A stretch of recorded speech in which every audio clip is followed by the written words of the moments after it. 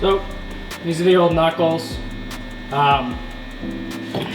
Super dirty. The ball joints are coming out just fine. I don't use pickle forks because I don't like to destroy the ball joints.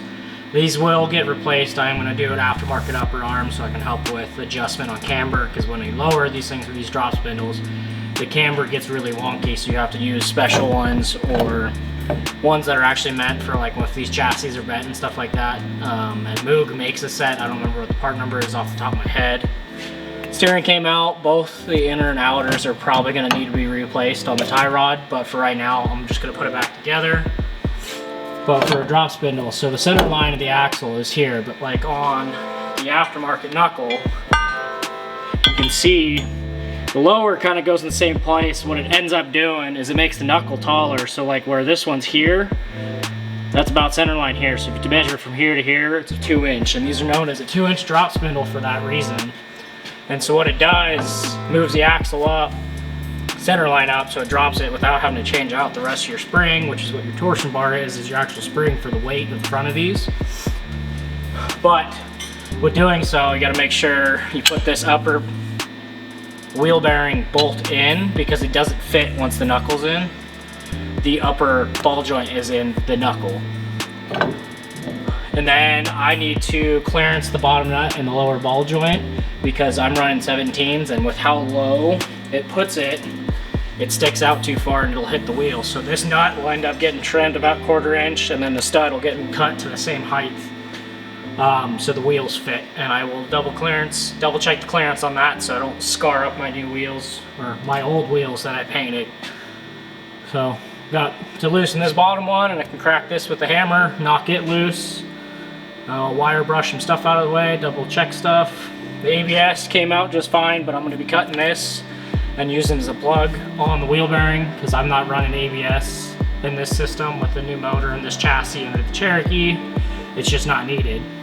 So we'll knock that last ball joint out and slowly piece this back together, and don't drop anything on our toes.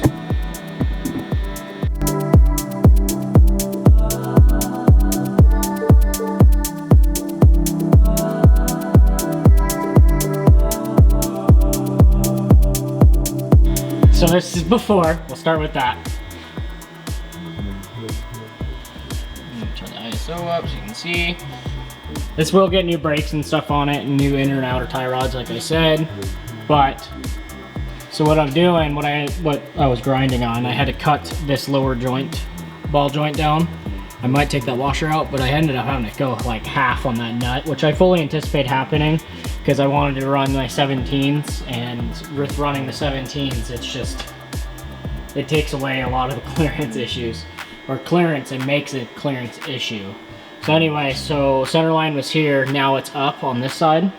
So now center line is up a little higher, pushes the upper control arm up. So what I ended up doing, it rolls the top of the tire out and gives it positive camber, and so when I change the upper control arms out, they'll roll in. But I had to make sure I put this upper wheel bearing bolt in first, because of fitment issues. I can't get that bolt in before or after that nut, and I basically just put them in before I set the wheel bearing, just because it made it a lot easier.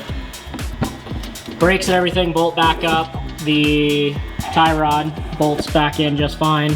It's right in the stock location, but the center line of the axle mount is 2 inches lower, or higher technically, so it drops the body down 2 inches. All the factory hardware went in, tighten these back up. These are set with impact. I might, if I need to, I can take that lower nut off and put Loctite on it just to make sure it's good. The upper's tight, had to set that. The only one that I had to use an end wrench and a socket for was actually the steering tie rod, because I couldn't get it tight enough to set the taper. So now that side's done, I will knock this side out. But one of the main things I did beforehand, I actually ended up taking the pillow blocks, or whatever you want to call these, that hold the torsion keys, because these is the torsion bars are actually your suspension. So they were still super tight, and they load into the control arm off the hex, and it articulates off around that hex, and it'll twist this bar. Well, with the pillow block and the bolt in these, that's what sets the ride height on the front of these. it was still had tension on that, which would have just ejected. It would have hurt if it hit me or anything, and it could have hurt. It just makes it really hard to put back together. So with taking these out, I have a ball joint press that I use that I can clamp into here, pull the bolt,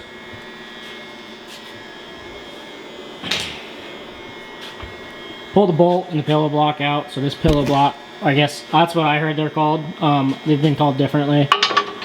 Just the retainer, so that slides into there, and the bolt actually presses through this after it sits on here and against your torsion key here. But I'm not running the torsion keys for very long. I will end up swapping these out and deleting this cross member and the torsion bars, because I'm going to put a coilover in the front, like I said in the first video of this.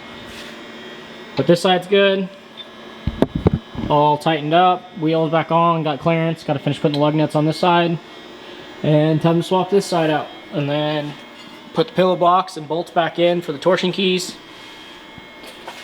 See where front end sits, and then get measurements on what I need to order for rear springs for this thing.